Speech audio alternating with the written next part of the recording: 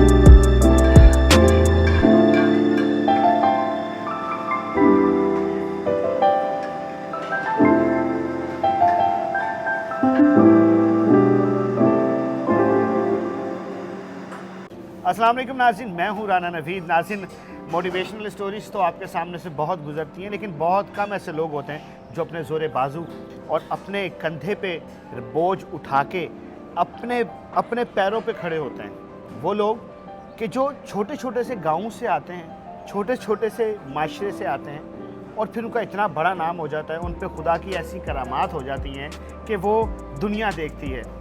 ऐसी ही एक motivational story हमारे साथ है।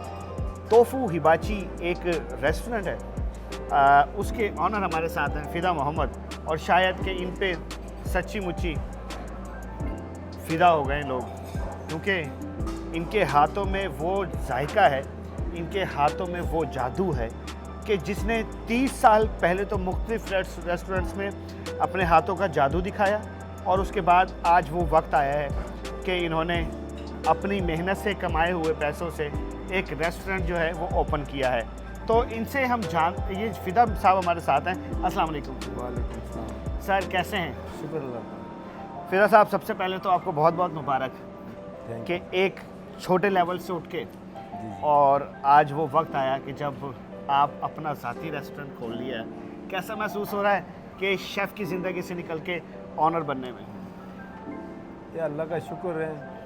और बेसिकल हम है बहुत छोटे गाँव का, जैसे स्कर्दू से आगे मचलू है। और जब हम यहाँ लाहौर घर से मेहनत मजदूरी के लिए निकले हैं तो पता नहीं था बंदा क्या काम करना है। तो यही था, किसी रेस्टोरेंट में लग गया, बर्तन धोने, सफाई करने, मतलब छोटे उम्र में। साथ साथ फिर वो काम भी सीखते गया। और एक अरमान होता था बंदा कुक बन जाए। जब कुक बना तो फिर शेफ़ बनने के लिए दौड़ में लग गया। फिर सोचता था कोई बाहर मुल्क कहीं पहुंच जाए, वो भी अल्लाह ताला ने पहुंचाया बाहर मुल्कों में। यानी कि ये स्ट्रगल जो आप सोच रहे थे, आपने अपना एक गोल सेट कर लिया था। जी, जी, बिल्कुल। आपने पहले आप किचन तक गए, उसके बाद आप वहाँ पे कुक बने, जी, जी। फिर आप शेफ बने, जी, जी। वो गोल अचीव होते गए। जी बिल्कुल, अल्लाह की तरफ से ना ये मेहनत इंसान करें, क्योंकि हम यहाँ गर्मियों में भी इधर, हालांकि हमारा इलाका ठंडा है, हम इसलिए सिर्फ काम सीखने की खातिर हम नहीं जाते थे वहाँ पे नस्कर्दू वगैरह। इधर 5-5 साल 4-4 साल इधर बैठ के काम सीखते रहे और पैसे घर जाते जी रहे। जी, पैसे घर जाहिर सी बात है माँ बाप को देना होता है। तो फिर अब 37 साल बाद जो है ना, हमने माशाल्लाह अपना एक रेस्टोरेंट बनाया है।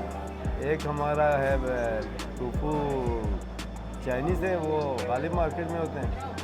ये टूफू अबाची है जहाँ आप बैठे हैं, ये जैनवा माल है गुलबर्ग में। तो अल्लाह का लाख लाख शुक्र है, ये माशाल्लाह हमारी सोच नहीं थी इतनी, अल्लाह ताला कुछ ये करम करे। तूफू हिबाची का क्या मतलब है? ये टूफू बेसिकल एक खाने की चीज़ है, जैसे पनीर होते हैं इसी तरह ये भी एक वाइट बीन, जैसे रेड बीन वाइट बीन का एक वो पनीर बनाते हैं, मिल्क बना के फिर इसको है ना वो टूफू बनाते हैं। तो खाने ये की चीज़ें बाकी- आपकी सिटी का कोई खाने का नाम है? नहीं टूफू तो ये एशियन लोग हैं, जैसे जापान में, चाइना में, सिंगापुर, जैसे जितने जो कोरिया है सब ये टूफू बेताशा खाते हैं। आप लगते भी जापानीज हैं, है ना? ये ठंडे इलाके के हैं। ये क्या वजह है, ठंडे इलाके के लोग एक जैसे होते हैं? बस ये अल्लाह का कुदरत है, बस ये सेम इसी तरह शक्ल। अच्छा ये बताएं कि हर इंसान के पीछे कोई ना कोई एक ऐसी शख्सियत होती है कि जिसको वो फॉलो करता है। आपके जहन में कौन था? हमारे जहन में तो कुछ भी नहीं थे, हमारा यकीन इसी पे था, आपने एक जिधर भी काम करना है ईमानदारी से, दयानतदारी से, मेहनत से करना है। तो कम से कम मैंने कोई 50-100 रेस्टोरेंट में काम किया, होटल में, बाहर मुल्कों वगैरह। तो हम मेहनत पे यकीन रखते थे, आपने बेईमानी नहीं करना है, यानी कि काम में कोई सुस्ती नहीं करना है। भाई ये करते गया, शेफ बने, अल्लाह का शुक्र है, बड़े अच्छे तनख्वाह भी लगे रहे। ये कोविड में हमने फिर आपको पता है सब कुछ बंद हो गया, तो फिर हमने अपना ट्राई किया, तो अल्लाह ने कामयाब किया, अल्लाह ने हाथ चल पकड़ रहा है। लिया। कहते हैं हर इंसान के पीछे एक औरत का हाथ होता है। जी। आपकी कामयाबी के पीछे किसका हाथ है? शायद माँ बाप का दुआ हो माँ बाप का ही दुआ हो सकते हैं, अदरवाइज बाकी पता नहीं। क्या कहना चाहेंगे उन लोगों को कि जो मायूस हो जाते हैं, जो कहते हैं हम कुछ नहीं कर पाते, हमसे नहीं होता, उन लोगों को क्या पैगाम देंगे?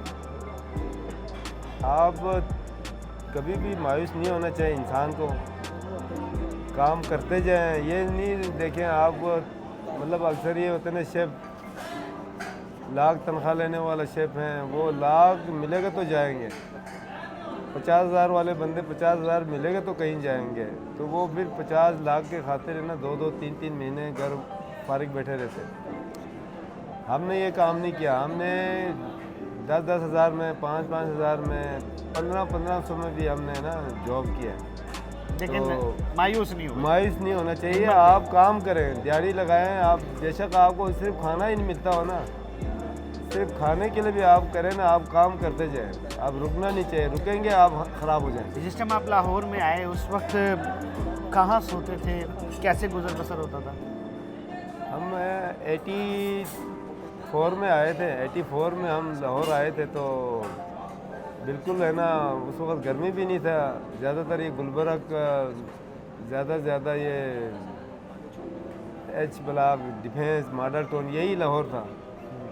तो उस वक़्त हम बाहर छत पे सोते थे, होटल में काम करते थे, और उस ज़माने में चाइनीज़ लोगों का बड़ा रूज था, सारे जो ओनर हैं चाइनीज़ होते थे उस ज़माने में, तो उनका कानून बड़ा सख्त था कि आपको खाना, रोटी, 2-2 रोटी देना है, सालन थोड़ा देना है, और बड़ा असूलों पे यादगार चलना। चीज़ें हैं वो। उस वक़्त उनकी चीज़ें हमें बुरा लगता था, अब हमें पता लगता है कि वो सही थे, क्योंकि अभी है ना रोटी ले जाते हैं, 2 खाते हैं, 4 ज़ाया कर देते हैं।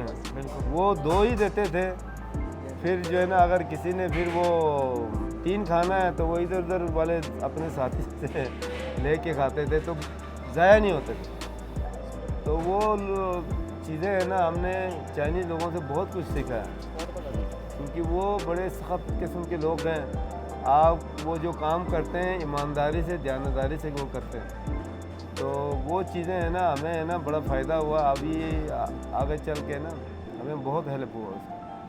नाज़रीन, फ़िदा मोहम्मद साहब हमारे साथ थे और इनकी गुफ्तगू आपने सुन ली है, और इसमें कोई शक नहीं है कि हिम्मत मर्दा और मदद खुदा। आपको हिम्मत करके मेहनत करनी चाहिए, उसका सिला वो जो ऊपर बैठा है वो देता है। स्टोरी आपको कैसी लगी है कमेंट सेक्शन आपके पास अपनी राय का इज़हार कीजिए। अपने मेज़बान राना नवीद को इजाज़त दें इस उम्मीद के साथ कि आप अपना बहुत सारा ख्याल रखेंगे। अल्लाह हाफ़िज़ नाज़रीन।